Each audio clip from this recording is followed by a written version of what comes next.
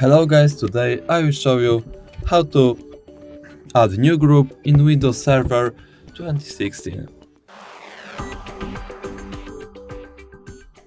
First, click the window icon,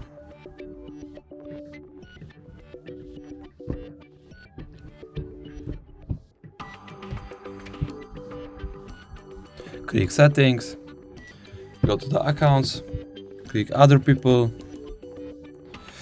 add someone else to this PC, click to groups, hit the right button, create new group, and add group name and create this. Thank you very much for watching this video. Like, subscribe and comment this channel.